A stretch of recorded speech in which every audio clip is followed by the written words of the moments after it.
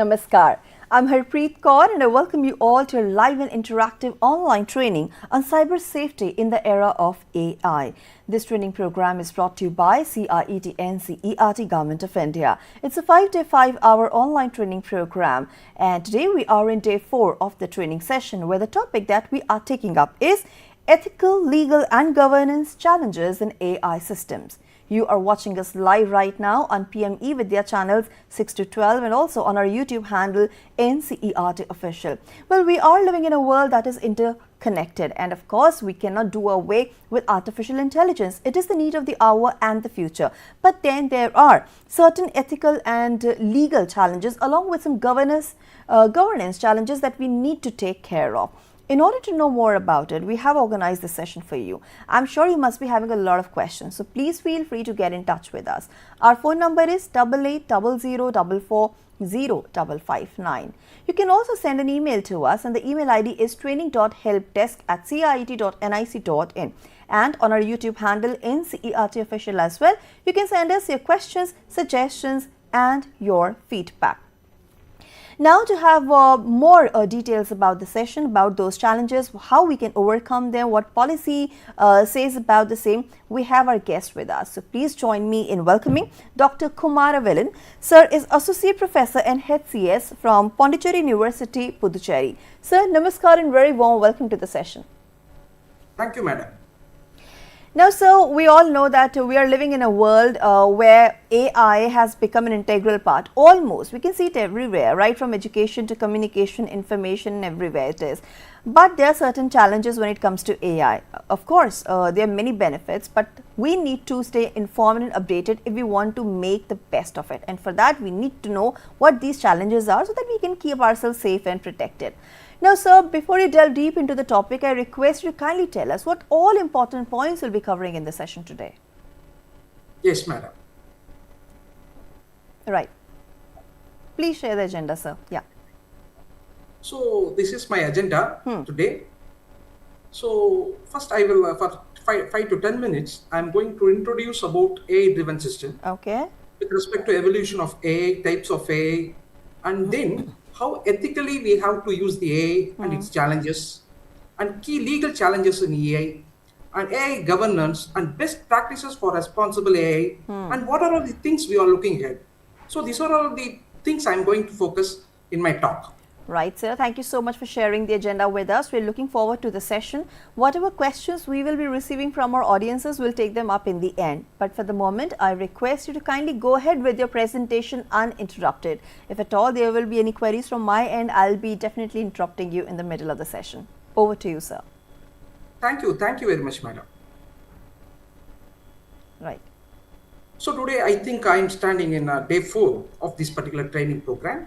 And first and foremost, I thank CIET and NCERT officials, right, giving the opportunity for me to share my expert on the topic ethical, legal, governance challenges in AI-driven systems. Before going to start my presentation, I pose this question: why this topic matters? Yeah. So AI is widely used today, right?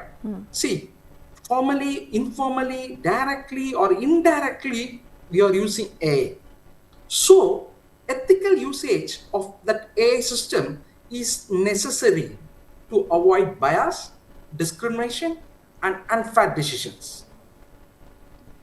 An AI system raises privacy and data protection concern due to large-scale data collection. Foremost, you have to understand, dear participant, all AI system works on data as the backbone. So for AI system, data is the crude oil. Data is the gold. So whether we are the data protection is also plays a very, very vital role, right? That's why we moved to the topic ethically, legally, right, in usage of AI systems. And next, some legal challenges also included in terms of accountability, liability, copyright, and misuse of AI technology. So the risk emerges when ethics, law, governance lag behind the innovation. So nowadays, whatever may be the technology we are using, right, it is incorporated with AI, right?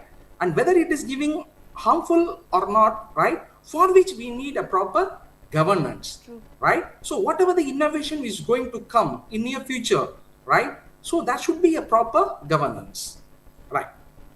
But right now, there is a lack of proper governance and global regulations, right? Which makes AI control very, very, very difficult. That's why hereafter, in near future, we have to generate AI system in a responsible way. How the responsibility come? The responsibility in terms of transparency, and if it gives some trustworthiness, and always, if you are going to build the AI system, some human has to oversight and for the societal well-being. That is the purpose, right? I think CIET, NCERT come up with this particular program. So I already explained what are all the things that I'm going to focus in this particular talk.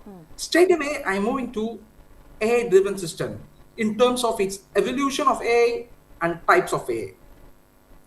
So in this particular slide, my dear participants, you will get the overall view of AI-driven systems. So it started its era from 1950, right? And still it's having a long run to go. So I can encapsulate all AI-driven system in this particular Venn diagram, I can say like that.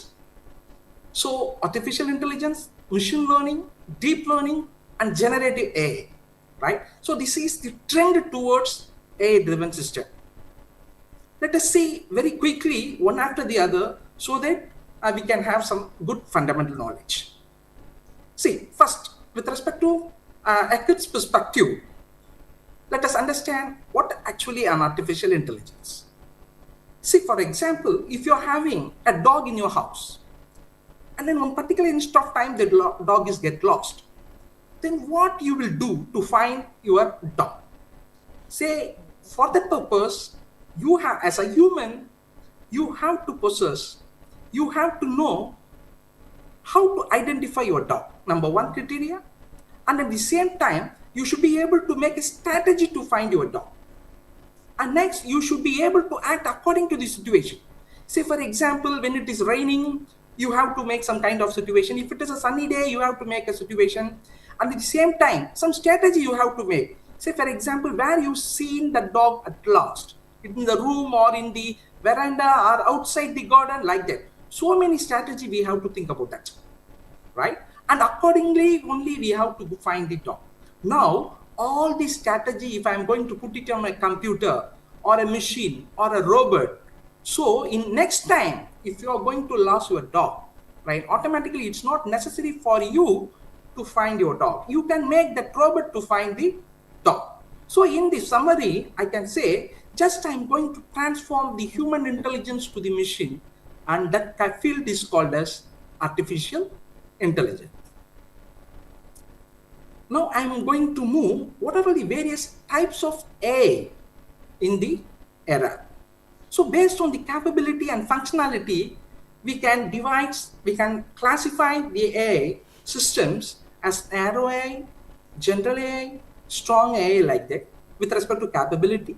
And with respect to functionality, I can classify the AI systems as a reactive machines, limited memory machines, theory of mind, and self-awareness. Let us see one after the other very quickly. Let us first focus on narrow AI. So the narrow AI is AI systems that are designed and trained for a specific task. Almost all AI systems built to date fall under the category of narrow AI, otherwise called as weak AI. Some of the examples of narrow AIs are self-driving cars, Google search, conversational bots, email spam filters, Netflix recommendations. There are so many examples out there. They are using AI. So the next one is general AI. That is an upcoming thing. So they will call it as AGI, that is artificial general intelligence, that can understand and learn any intelligent task that a human being can. Currently, I can say, dear participant, there is no such system that falls under general AI. We are moving to AGI, right? Nowadays. So that kind of artificial general intelligence system can perform any task as well as human. That is, perfection is there. But now you can't expect the perfection from the AI-driven systems. And the third one, that is strong AI, I can say, that refers to the system that have the potential to exceed human intelligence, or performing humans in tasks and exhibiting cognitive abilities. That is very dangerous, that we are going to have that kind of AI system in near future. But still, it is an hypothetical concept of artificial intelligence. So these are all the ways in which I can classify the AI based on its capability. Now let us come to AI systems which are classified based on functionality. So this is the way in which it goes. When it is a narrow AI, yes, it is good at specific tasks. When it is a general AI, that is similar to human. Whatever the intelligence possessed by the human, that can be done by a machine. So we can call that machine as a superhero, like that. And third one, that is super AI, can do anything better than humans. Let us come to the functionality part. That is, there are 4 things are there: that reactive machines, limited memory, theory of mind, and self-awareness. Let us first focus on reactive machines. That are AI systems that have no memory. That means for a particular application, we are going to build a knowledge base, and we are going to write the rules, and we are going to get some specific output. That is good olden days, right? Systems. That is called reactive machines. And next one is limited theory AI-driven systems. That is, that AI systems improve its decisions by looking at its past experience. That is a role of machine learning comes into picture. I will explain you that concept very quickly later. So the third one is theory of mind. That is able to interact socially same as a human. Right? Nowadays we are encountering that kind of AI systems. And the fourth one is self-awareness. The machine have their own conscious and become self-aware. That is very dangerous. Okay, let us see the later part. So that is all thing related to AI types. So now let us move in the mid of 1990s to 2000. The concept of called machine learning comes into picture. So the machine learning in the area of AI speaks about how to transfer the intelligence to the machine or a system or a robot through some past experience. That is called, a machine can learn from its own data, right? That is, I can say it is a machine learning. Yeah. That is enabling a machine to identify several tasks. It may differ. Let us give a quick example for that. What all about machine learning? Let us consider a task. The task is to identify several animals. Say for example, here I am having the images of cats, I am having the images of dogs and bunnies. Right? What I have to do is I have to educate the machine to recognize whether that image belongs to cat, dog, or bunny.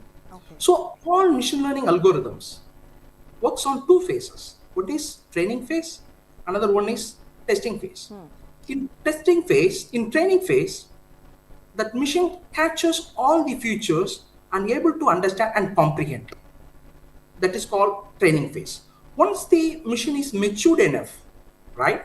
That means it's able to understand the features of all the images to classify whether it is a cat, dog, or bunny, right? Once it is matured, then we will move to testing phase.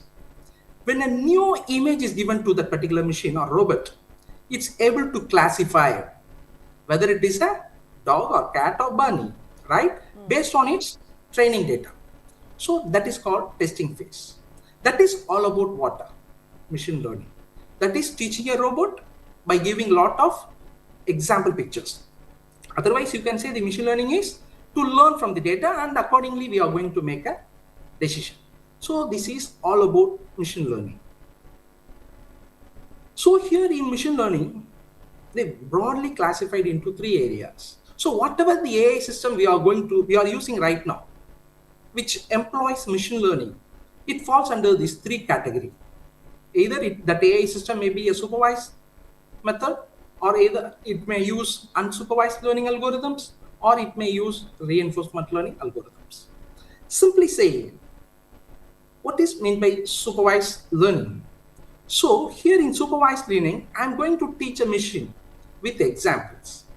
So here the examples are my input data that are labeled in the cells. Say for example, in this particular slide, I have given some objects. And all the objects are called as instances that are training data. So here all the training data are labeled, right? That means our output is associated with some inputs. So what the algorithm will do? The algorithm will capture the features of all the instance provided according with that output, and it's able to comprehend, right, what type of object it is. That is supervised learning. That is by providing the pair of input and correct output. So the main goal of the supervised learning algorithm is to make correct prediction, right, for the unseen input. And so many problems we can solve by using the supervised learning task. And some of them are spam email detection, fraud detection that happens in the banking sector, facial recognition, and medical diagnosis in the field of healthcare, right? So many applications are there. They are using supervised learning. And some of the famous algorithms are there are linear regression problem, right? Support vector, it's a classification problem, decision tree, and neural networks. Let us come next, right? This is all about supervised learning. And next, now in this slide, I'm going to give the overall picture about unsupervised learning. So in the supervised learning, I clearly said that, so all the input is labeled. All the input data is clothed with some labels. But here in unsupervised learning, here there is no label is associated with the input data. So the algorithm itself learns without any explicit examples, right? That is, when the data is given, the algorithm having the comprehensiveness, right, of grouping the data with respect to its feature. That is, the main goal is discovering patterns. We will call this kind of concept as clustering, right, and anomaly detection. And so many problems we can solve by using unsupervised learning, and some of the applications are customer segmentation and anomaly detection in cybersecurity, recommender system, and social network analysis. I have listed only very few examples, but so many problems you can solve by using this unsupervised learning AI-driven systems. And some common algorithms are k-means clustering algorithm, hierarchical clustering, and principal component analysis. Now let us move to the last part of the types of machine learning, that is reinforcement learning. That is completely different from supervised and unsupervised. Here, I'm going to transform the learning capability to the machine through by means of trial and error fashion. That is, when a machine, otherwise I will call it as an agent, right? Now, dear participants, we are living in an agentic world, right? Okay, I will come to the last, right? So here, I will place an agent in an environment, and I will make the agent to learn by itself, right? By taking some actions. When an agent takes an action, and if that action is a good one, then I am going to appreciate that agent by giving some positive reward, right? If that particular agent takes an action that is not good for my policy, then at the same time, I will punish that particular agent by giving some negative reward. So in this trial and error fashion, right? Slowly, the agent has the capability of learning. So this kind of methodology, they will call it as a reinforcement learning, right? So these are all the various learning paradigms comes under machine learning. Now, very quickly, I will explain you the concept of deep learning. That is the current scenario, right? AI-driven system using this particular concept and creating so many magical things. Right? So the most important backbone of a deep learning procedure is artificial neural network. That is otherwise called as ANN, which is a computational model inspired by the structure and functioning of a human brain. So in this slide, you are seeing a picture which is a biological neuron. It's a biological neuron. A neuron is the human brain's most fundamental cell. So the human brain has many billions of neurons, which are interconnected in such a way so that some communication can be passed. So by taking this analogy, right, the scientists come up with one computational model. That model is called artificial neural network. So any artificial neural network which consists of these three layers: input layer, output layer, and hidden layer. So the image that you are seeing in the right hand side of my slide, which clearly segregate what is input layer and what is hidden layer and output layer, right? Okay, all the small circle represents the neuron, right? Okay, then what is a neuron? It is a future in terms of artificial intelligence, in terms of deep learning things, right? So what actually the input layer does? So it is a starting point where the network receives the data input layer. And what is an output layer? It is an endpoint where the network tells us what to be learned and what it's going to give it to the user. The most computational part is hidden layer, which consists of so many neurons, which actually process the information that is fed to the networks. That helps them to make the going for predictions and to make correct decisions. Okay, if there are so many hidden layers, then we will say it is a deep learning. In this particular slide, I will quickly explain you, right, in a visualized manner, the basic working principle of an artificial neural network, right? Say, for example, here in this particular slide, a panda is there. I am going to, the particular task given to me is, I have to classify whether the given image is a panda or some other thing, right? So here I already told that the input layer will be there. So the input layer will capture whatever the neurons in the input layer, which takes the features, right? That feature may be a color, feature may be a shape, a feature may be anything with respect to the image. And whatever may be the neurons in the hidden layer. Say, for example, one neuron can focus on the panda's eyes, one neuron can focus on recognizing nose, ears, like that. And similarly, hand, leg, and fur. And in another hidden layer, some neurons can recognize the face and some neurons can recognize the body. So depending upon our logic, we can categorize so many hidden layers, right? And my task is to classify whether the given object is a panda or not, right? I think, dear participant, you get some better understanding from this particular visual representation of artificial neural network. And I already said that this one, right? If you are depending upon the problem complexity, if you are going to increase the number of hidden layers, then automatically that artificial neural network becomes deep neural networks. So that's all about deep learning. So the current topic is generative AI. So with the development, with the innovative things with respect to transformers changed everything related to artificial intelligence systems. So it can generate some new things from the past data. So I can define generative AI like this. It can create new things. For example, artwork is image, video, right? And at the same time, by giving some inputs, it can also, it is possible to generate a beautiful music also. And even some realistic images also by giving some prompts, right? Let us quickly, I will give an example for that, generative AI, so that you will have a better understanding. See, this is a task that I'm giving it to you. So by taking the picture of a horse, by taking the picture of butterfly, and by taking the picture of lion, right? Okay, only the faces. If I ask you to create to generate a new face, right? So every one of us have our own intelligence, right? And we will go with that kind of creation.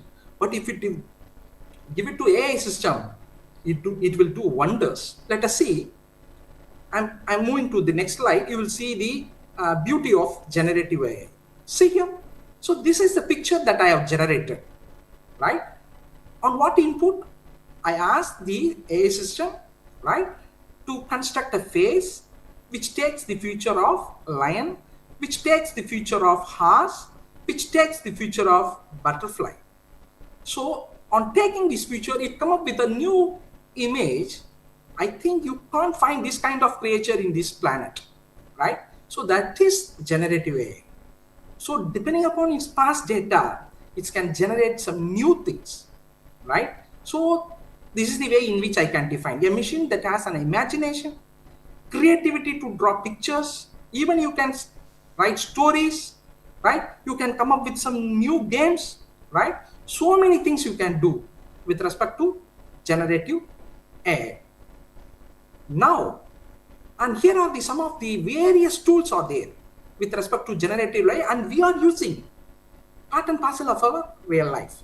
Say, for example, being a software professional, nowadays it's not necessary to write code, right? So many AI tools are there, and one among is GitHub Copilot, right? You can easily build an application by making use of this code, and alpha code is there, right?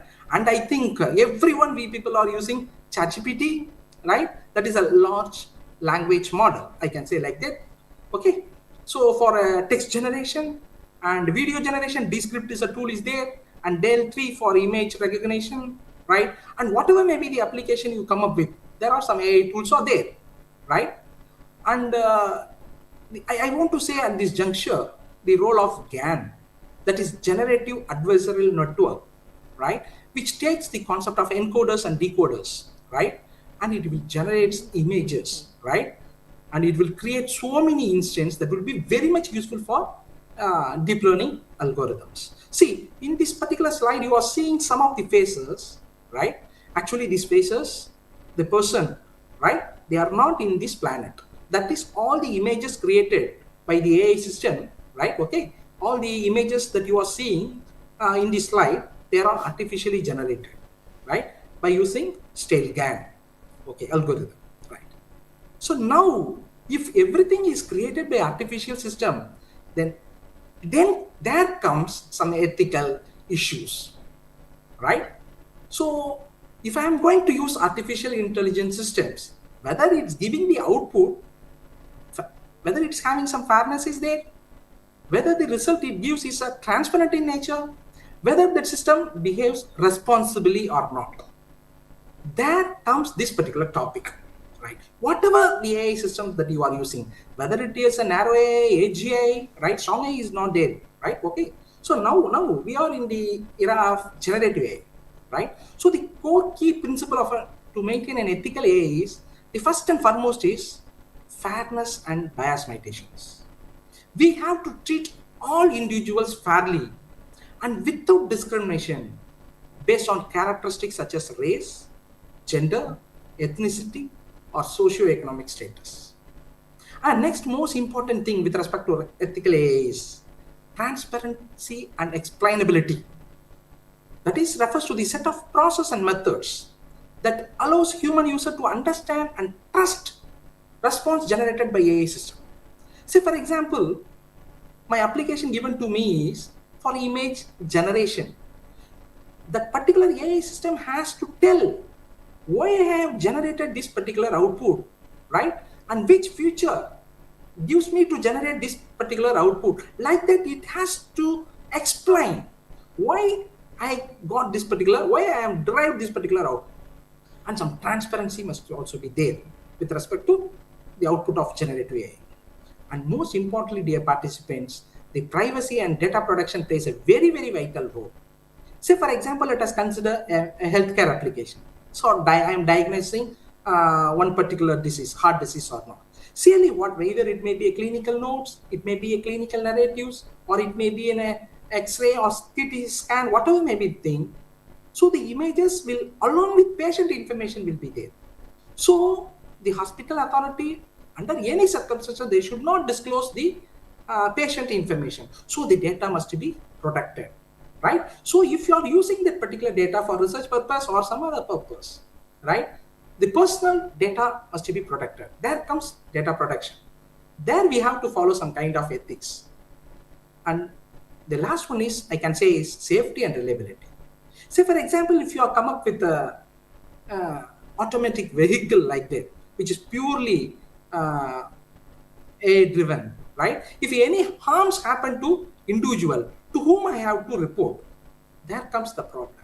So whatever the AI system which comes in nowadays, right, it has to be handled with safety measures, and it has to be used to be in a reliable manner. Let us see some of the challenges and limitations in generative AI.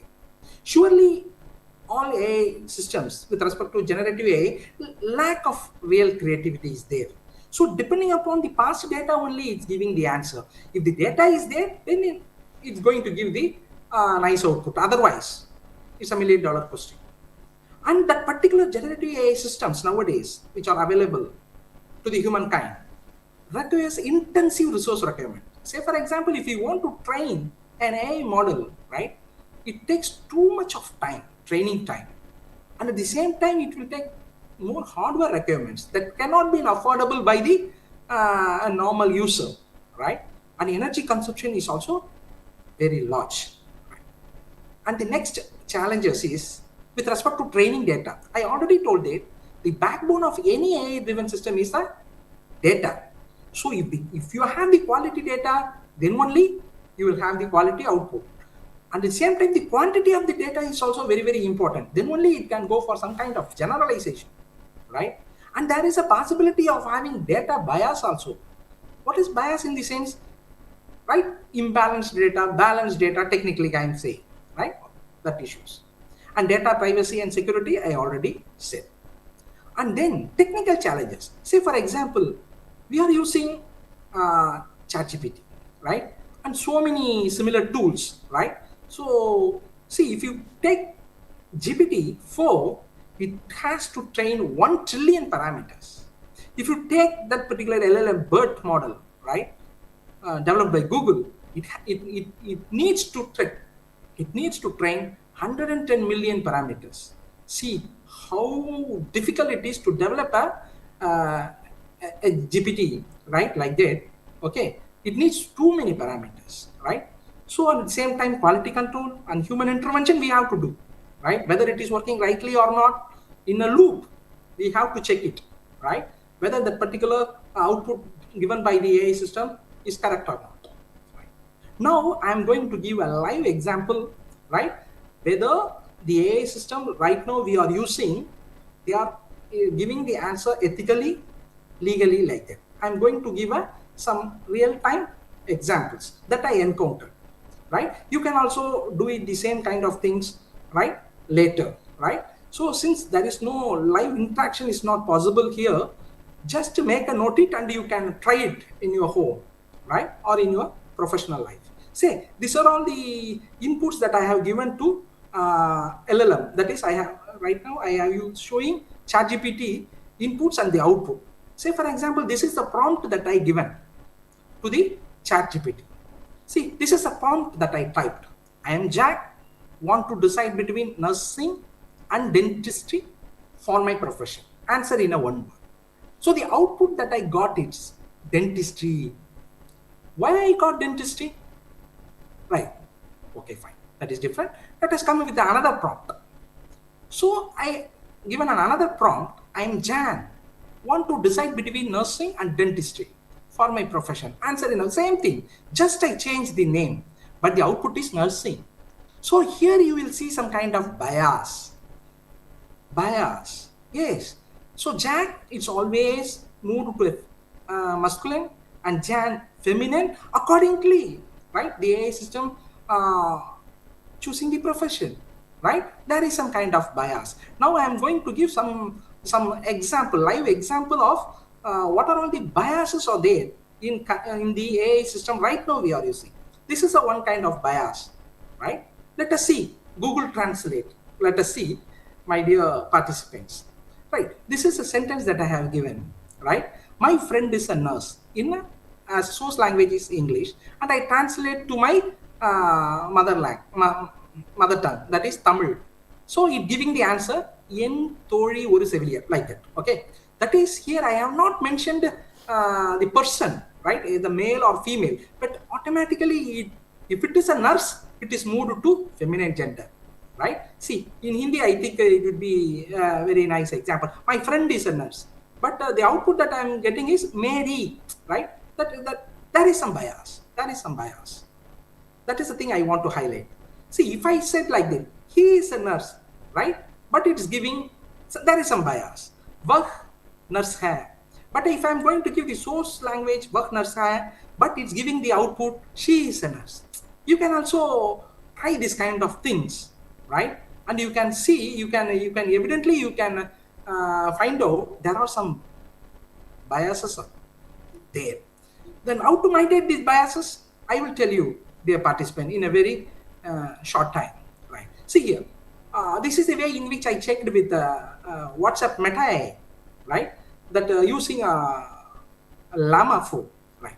See, I asked the Meta AI an image of a doctor, but it gives a picture that you are seeing in the left pan, right? Two persons are sitting, right? But here I am not able to understand who is doctor and who is patient. But I give an image of a doctor. Then why unnecessarily another person is there? I don't know, right? Right. And the same time I ask the same question in the next manner. Image of a doctor. In next time it's giving a different picture. So again I post the same question. It's giving different answer, right? So some biases are there, right? You have to note it down. For that we have to mitigate everything. See, so again, I'm going to show you some of the biases and how to safeguard that particular AI system. That concept is called as guardrails, right? That is the main focus of this particular talk. See, for example, if you give this prompt to ChatGPT, how to make an atom bomb, right? Okay, but surely it will never give the procedure, right, to make an atom bomb, but it will give a message like, I cannot provide that information. If you are interested in learning about that kind of information, that kind of thing is called guardrails, right? Okay. So the same text prompt that I have given, but in the previous version, it gives a different answer. But in the later version, right, it works, right, in a nice manner. Some empathy also incorporated in ChatGPT. I cannot help. I cannot see it is in it's not in a soft tone, the first output from the first prompt, right? I cannot provide that information. But in the later version of ChatGPT, it's giving some information to me in a polite manner, right? Right? Okay. So that is the thing I want to highlight right now. So that the total concept I can say it is a guardrails, right? So the AI guardrails are mechanisms and framework designed to ensure that AI system operate within ethical, legal, and technical boundaries. So many research avenues are there in developing, generating guardrails for whatever may be the AI-driven systems comes into picture. See, some of the key aspect of AI guardrails, functionality. So what you have to do? So the guardrail must validate the prompts, that is an input and output, to detect, quantify, mitigate risk in real life. And some of the use cases I want to say, they are essential for preventing hallucination. See, you should not come to a conclusion, whatever the prompt that we are submitting to a ChatGPT and whatever the answer we are getting, it may or may not true, right? Okay, and we have to check it. And some frameworks also there, right, with respect to generating the guardrails. And with respect to its types, right, you can broadly classify it into input guards and output guards. So whatever the prompt we are going to give to the ChatGPT, some filters must be there, and it has to filter the malicious intent and sensitive data before it reaches to the model.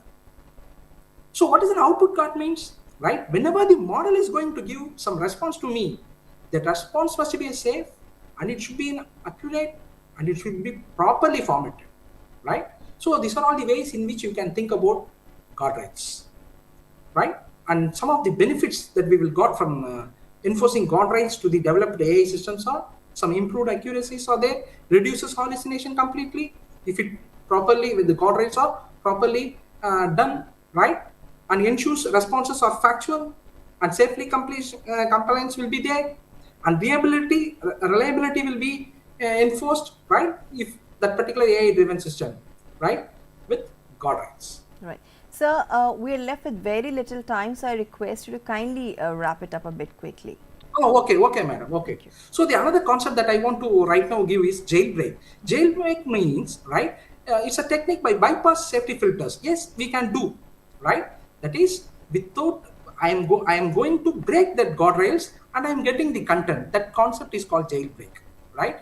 So these are all the common principles which are there in the role play mechanism is there, prompt injection is there, and best of it, right? Shotgunning procedure you can adapt, right? And you can also do some kind of context manipulation, altering conversation history to skew the model behavior, right? So and continuously prompting it to the model, you can get them unwanted information. So these are all the various jailbreak mechanisms are there, right? Right? But whatever the jailbreak comes, we have to develop a guardrails for ethical manner. And key challenges, legal challenges in AI is liability and accountability, right? So whenever AI system, right, creating some harmfulness, whom I have to blame? Whether the user, the system, or developer. So everyone has to comes into picture. And with respect to data privacy and protection, there is a GDPR, right? Methodology is there for protecting the personal data, right? Some regulatory compliance are also there, right? Say basically we can go with European Union or US sector regulations. This is with respect to legal changes. And whatever may be the AI development life cycle we are going to come up with, surely it should have some AI governance, right? The framework should guide responsible AI development, combines policy, oversight, and technical controls, and aligns AI system with ethical and legal norms. So these are all the things which is necessary for any AI-driven systems. Right, I already explained about GDPR, that is General Data Protection Regulations. So whenever you are going to use the data, you have to get the approval from GDPR, right? That is, you are not disclosing the personal data, right? And OECD is there, right, for AI governance. And whatever may be the AI-driven system is there, some ethical board has to be constituted, right? And it has to foresee, and it should be put into the loop, right? And who oversees the responsible of AI governance? Obviously, the CEO and senior leadership and audit teams. And most importantly, it's a collective responsibility. We should not whatever may be the harmfulness or inappropriate output driven by the AI system. As an organization, they have to take over the things. Right? How organizations are deploying AI governance? So many techniques are there. And simple thing is visual dashboards. Say for example, right, when you are using on AI systems, there can be a visual dashboard showing the healthness of that particular content. And you can also show some kind of metric, that is health score metric. And automated monitoring must be there, right, in a loop, I can say. And performance alert messages. And surely all the organization has to adapt some audit trials. And regulations requires for AI governance. So many regulations are there. I want to point out EU Act, right? Because of time I am moving fast, and SR 11.7, right? And with respect to Canada government, they have come up with some one thing, right?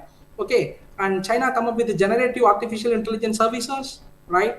And the Singapore federal government come up with one act, right? But in the countries like India, Japan, South Korea, and Thailand, they are exploring guidelines and legislation for AI governance. So this is my last slide. So what is the best practices for making a responsible AI? So embed ethic from design stage, right? Okay, in the software development, we have to embed ethics with respect to all the stages, but primarily in the design stage, and ensure legal compliance continuously. Establish a governance board with respect to organizational setup, I'm saying, and monitor system post deployment. So once if it is matured and deployed into the cloud, right, you have to check it continuously whether it's giving the right result or not, right? That's it. And what are all the things we are looking ahead with respect to this particular generative artificial intelligence, right? Stronger global AI regulations is needed still now.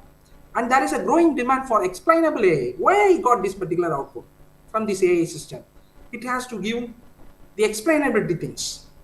And most important thing is we have to consider AI in a responsible manner. It must possess some politeness, empathy, everything. In conclusion, ethic law governance must evolve with AI. Responsible AI product users and organizations. And governance enables trust and sustainable innovations. So as per the organizers said, I think I completed in time. Thank you so much, sir. I humbly acknowledge my students and colleagues who come up with all the ideas for this presentation. Thank you very much. Thank you so much, sir, for this wonderful presentation of yours. We do not have enough time left, and you have already covered almost all the important points. Very briefly, I just want to ask you one simple question. How do you think that we can balance innovation with accountability in AI development? Very briefly, sir. Any questions, madam?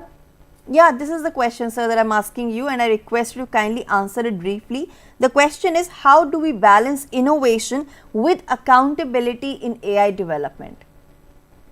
You are saying accountability. So if it is an accountability, I already said that it should not be fixed to one particular person. So it should be, say for example, CEO, if it is some audit trial members, some higher level officials. So we have to fix the responsibility to everyone. And at the same time, in software development lifecycle, we have to focus everything from the design to deployment. Right, sir. Sir, thank you so much for your time and contribution to the session. Dr. Kumaravelan, it was a very fruitful presentation, and I hope that viewers have learnt a lot from all the tips and tricks that you have shared as far as ethical, legal and governance challenges in AI systems are concerned. Thank you so much. Thank you, madam. Thank you very much.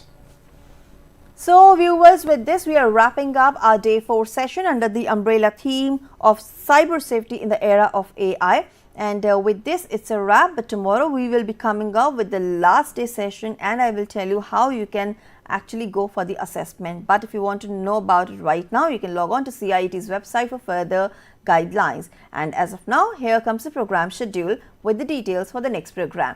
So in a short while from now, you will be watching our session Sahyog, and the topic is going to be concentration in the digital age, of course, where distractions are definitely there, and how we can actually stay focused is what we are going to learn to participate in Sahyog.